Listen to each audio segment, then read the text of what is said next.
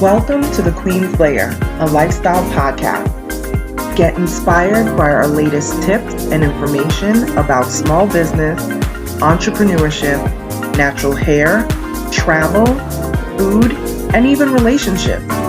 Stay tuned for another great episode. I am your host, Renee Patrice.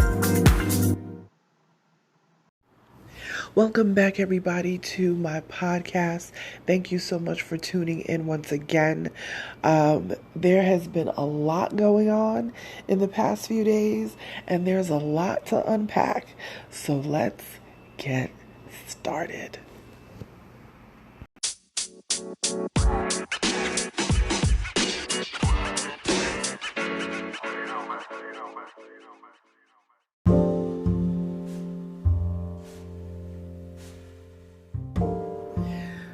So let's do it. Let's unpack it all because there's so much. If my voice is going in and out, it's because we've been screaming in the streets and celebrating and everything. People have not really been sleeping.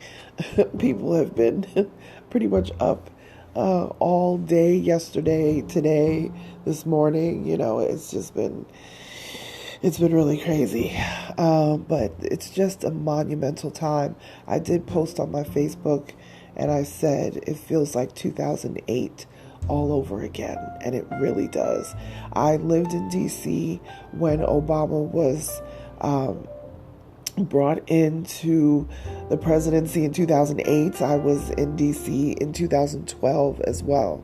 And I remember in 2008, friends of mine came down and, you know, we all chilled together at my house, and it was just amazing. And we went up to Capitol Hill to join in with all the festivities, you know, with Obama being sworn in and just everything surrounding that time. It was just so wonderful. And this is more of I don't even know what to say, a more solemn. It feels the same, but yet there's been so much hurt behind it. The transition of power from George Bush to Obama was very smooth. It was very, you could tell that George Bush had respect for Obama. They knew that there are different parties, but there was a road of respect. And if you watch the inauguration and you see George Bush and you literally are handing off to the new president, you could tell the enormous responsibility that was, that he is helping to usher in the first Black president of the United States, and the joy that he had on his face, you know. And subsequently, you know, we have seen that George and Laura Bush have been very close to the Obamas, and also the Carters as well, Jimmy Carter and his wife. They have really formed a bond, you know. There's so much going on this year. We've lost a lot of people, you know. Oh man, gonna try to get through this without crying. It's probably gonna be hard to do because this year has been very personal for me. I've had a lot of losses this year, personal, professional, you know, losing my uncle to COVID. Like, who would ever think that we would go through this? You know, so many other people have gone through very similar situations, if not same situations that I have this year. I talk to folks losing businesses, losing their homes, losing their car. We've lost so much time, just even losing time. This was literally almost an entire year that we have lost to all of the crazy that has gone on. We haven't been able to travel the way that we want to. You know, travel is just kind of starting to come back in the last couple of months. You know, we're still trying to figure out how we're going to deal with Thanksgiving. And I know families are going to gather for Thanksgiving. And ultimately, if we really want to be truthful about it, families are going to gather for Thanksgiving. Families are going to gather for Christmas. Families are going to gather for New Year's. And COVID cases are going to be on the rise because of it. And it's not to throw a negative, net over it, but it's just a fact. Because people are not going to quarantine. They're going to be like, I need to see my family. We as a family, when I say we, I mean my family, we have decided that we're going to not be together this year. Had a discussion with my sister, my mom, and cousins and everything, that each of our individual families or each of our individual homes, we will be in our individual houses. We're not going to gather as a family like we normally do. So this is where we are, because we want to protect each other. And a lot of our aunts and uncles and, especially all of us cousins, we're like in our 20s, 30s, and 40s. So our parents are a little older, especially those of us in our 40s. We've got a bunch of cousins in our 40s. All of our parents are in their 70s and 80s. So we're not trying to bring some string of COVID to their house, So we're like, all right, we're all going to work it out. We're all going to get on Zoom, or Skype, or however we're going to do it. I think we'll probably get on Skype and just have a bunch of us, and then we will eat together, which is going to be interesting. We're going to attempt to eat together.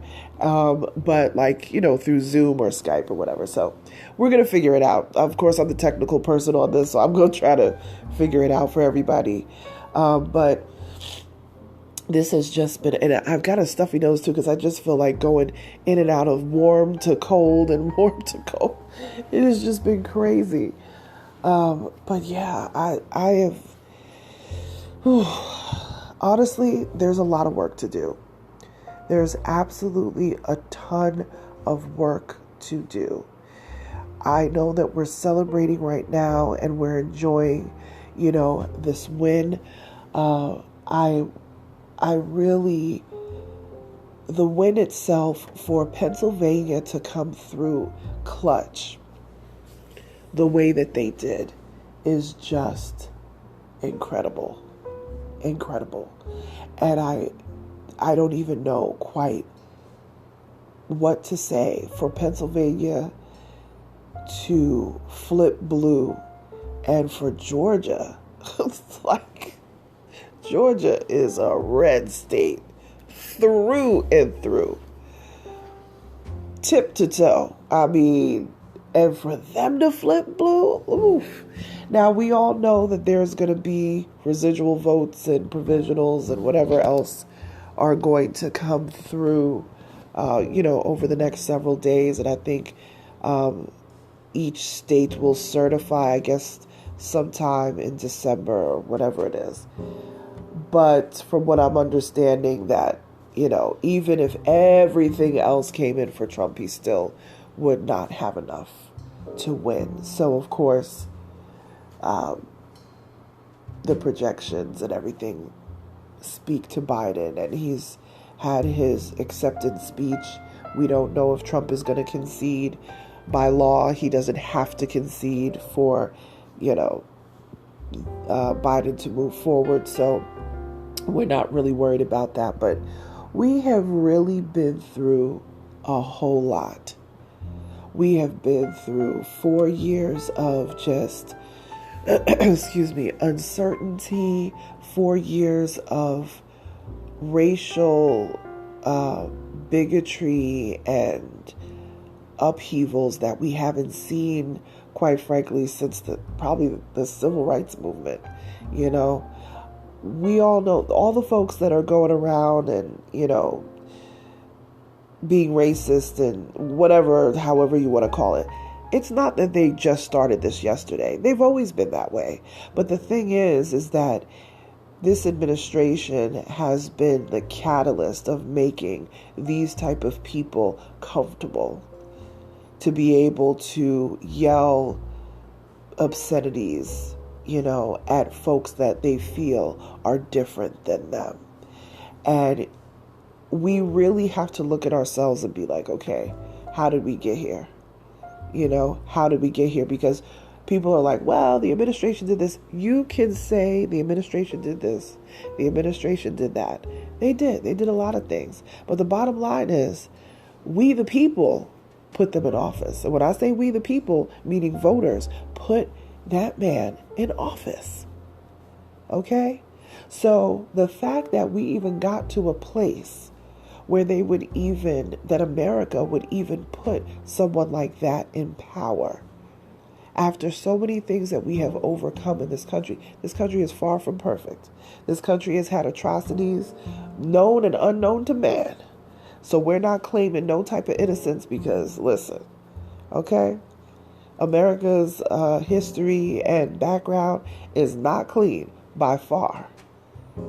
But we've always been a democracy, and we've always been, trying to be as fair as possible when it comes to who we elect. And we may not be happy, as far as the Democrats. I can speak from that side.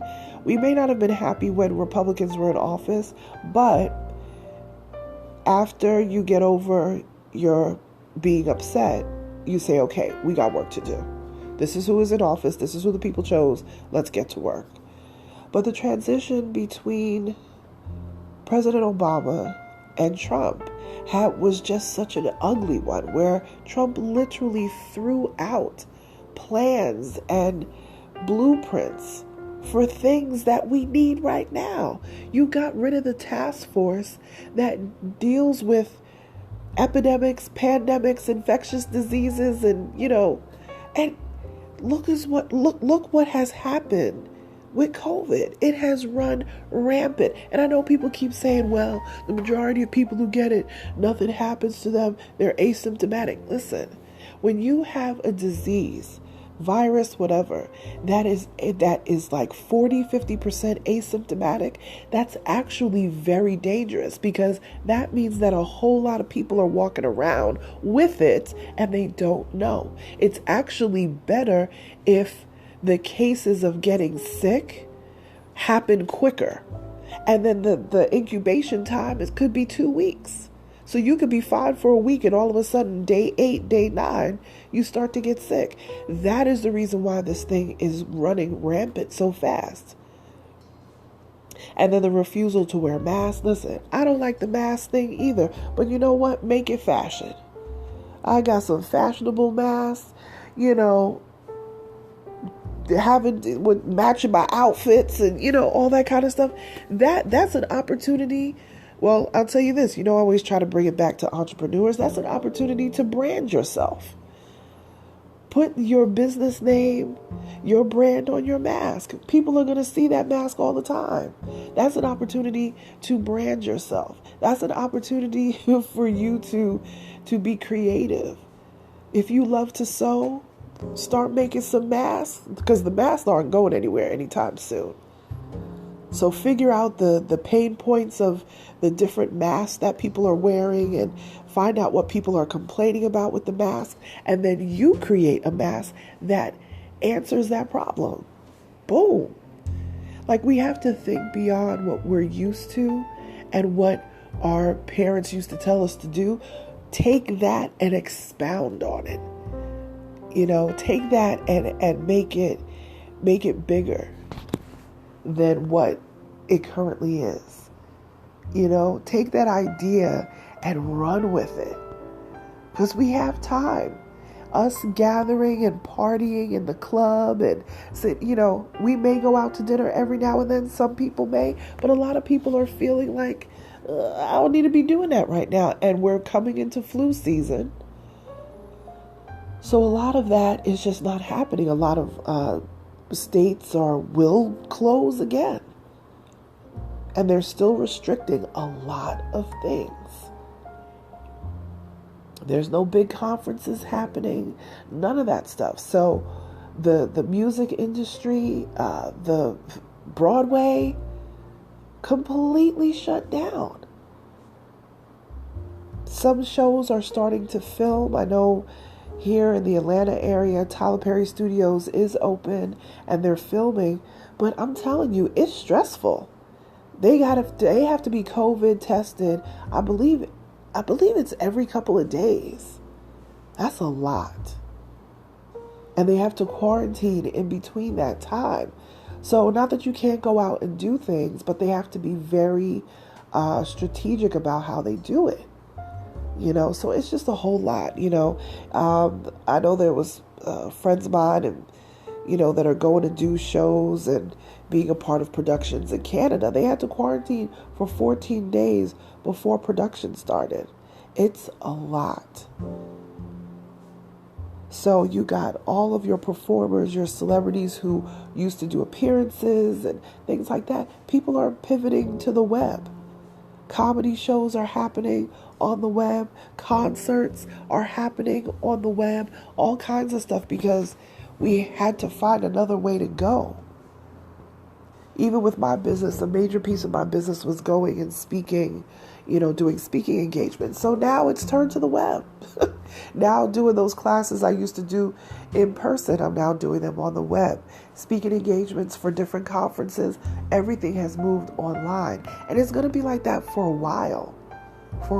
So all that we have been through and all that has happened, this has really brought light to 2020. It really has.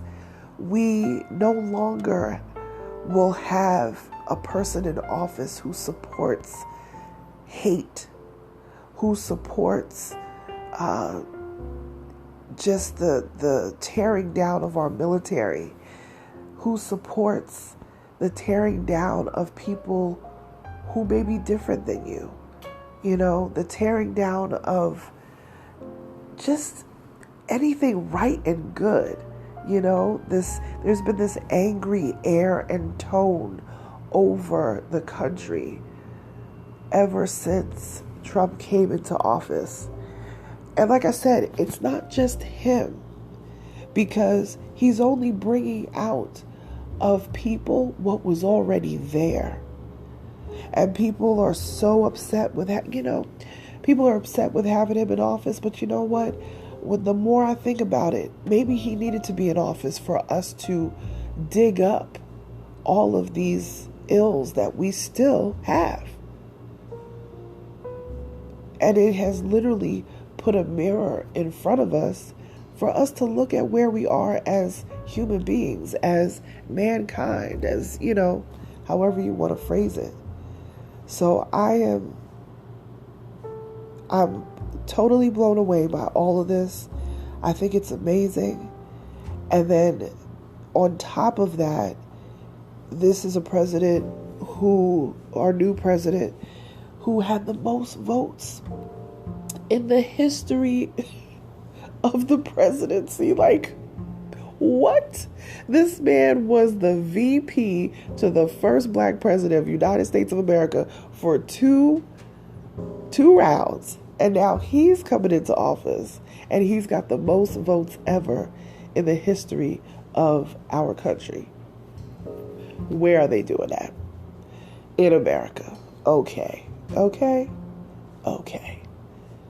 And then you have a black VP, okay? That's the umbrella. But she's black and Asian. So you have, let's really break it all down. She's a Jamaican Indian. And I want to go hard for the Jamaicans because y'all know my family's from Jamaica. And what's wild, here's a little fun fact. My grandfather on my mother's side, my mother's father, may he rest in peace. He passed away when I was in college. My grandfather is exactly who Kamala Harris is. In reverse, actually, because my grandfather's father is from India and his mother is a Black Jamaican woman. So this is very personal for me. I'm like, whoa, this is literally, it is literally me staring at me, as a Black woman, to see her. And then her lineage is very much the same. So to see that, it's like, wow. Talking to my mom, I'm like, Ma, how you feel about that? Like, she's like, I can't believe it. And mind you, my mother's very spry. She's very out there. She's very, goes to her yoga and her walking and, has her garden in the back and doing her stretches and all that kind of stuff. But the lady is 80, okay? She's 80 years old. And she's watching all this, and it's like, she got to see a Black president for 2 terms. Now, a Black female vice president. So not only is Kamala covering being a Black woman, but she's covering being an Asian woman. And she's covering the female factor. So she's hit 3 things all at once. Oh, and all coming from immigrant parents, because both of her parents were immigrants. Hello. This is amazing. This is a time in history that, man, we'll never get this back, again, this way. But as Kamala said in her acceptance speech last night, she said, I may be the first, but I won't be the last. So this just opened up the gate for other women to come in and be vice president, have their sights on being president. I can see Kamala being our first president of the United States of America. I can totally see it. Stacey Abrams, we got to give this lady shouts. They stole that election from her. And she said, no, this is not how this is going to go down. She is a pivotal point here in Georgia of why Georgia even flipped blue in the first place. And it is incredible. I got to give shouts to Mayor Keisha Lance Bottoms. She's the mayor of Atlanta. Listen, that lady was smiling from like ear to ear yesterday because she has worked so hard and fought so hard to make sure that people got out to vote, to make sure that people understood how important it was to have their voices heard. And she has also navigated this pandemic like a pro. Even when the governor has left the people hanging. So I also said on my Facebook yesterday, I said, you know what? God's timing is always right. All the time. Sometimes we may not understand. We want, things to hurry up. We're snapping our fingers. Let's go, let's go. Sometimes you just got to chill, sit back and watch. And that goes for everything. That goes for on your job. That goes for in your relationships, whether they're with family, personal, whatever. Sometimes you just need to take a breath, sit back, and just watch and pray. Because I don't think anyone could have predicted flipping Wisconsin and Michigan. And we have to thank the people of Detroit, Michigan, because they came out. Whew, this was record number of people voting in the history of our country. This is incredible. And I'm still shocked. But I knew people wanted to change, especially here in Georgia. Georgia is absolutely a red state, but I'll tell you, just, going around and running my errands and coming in and out, it was just a different feeling. People were just not satisfied with what has been going on with our current administration. And these were a lot of Republicans saying this, that they just were not convinced that Trump should be in office for a second term. So I'm surprised, but I'm kind of not surprised either, because the talk really has been, we need change. And this is a lot of how it was back in 2008.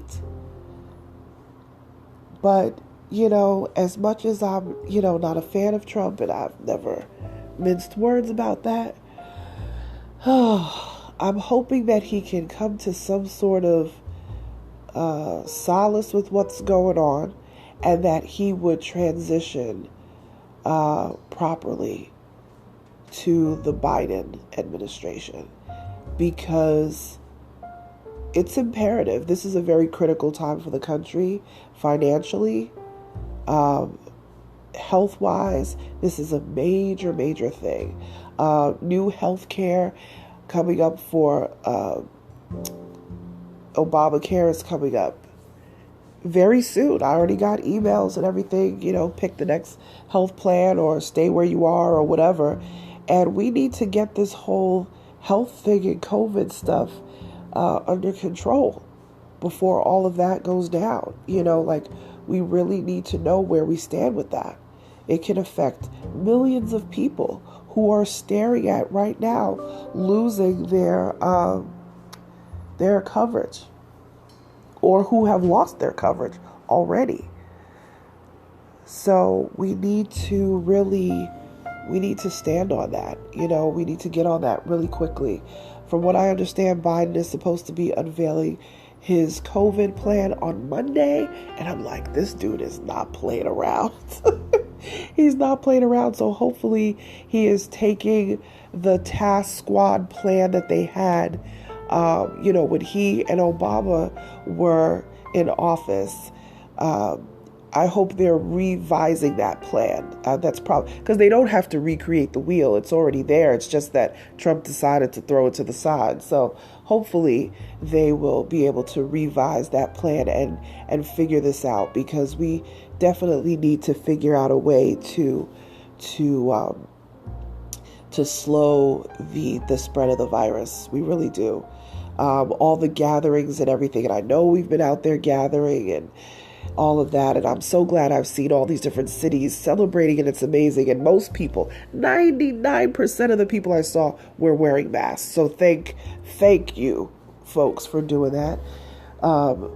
But yet and still, it was a lot of gatherings of people. So probably in the next week or so, you will see a spike in numbers again because of all of the gatherings that have been happening. So that's going to be tough too, with celebrations and things like that come, consequences with that, even though it was positive celebrations. So we're going to have to deal with that as well. But if we can get the right people on this COVID task force and get this under control, then we can return back to a more normal way of, going out and shopping and just the everyday things that you would normally do. Excuse me. That would be amazing. And as you can hear, literally, my voice is going in and out because we've just been yelling and screaming and out there just celebrating and everything. So that's telling me I need to wrap this up. I know this was a long one, and I know it's kind of, all over the place, but I'm so proud of our country. I'm proud of our country for exercising their democratic rights to get us back on track. Nothing is ever perfect. I don't think that people should look at Biden like, oh, this is going to be perfect. Nothing is ever perfect.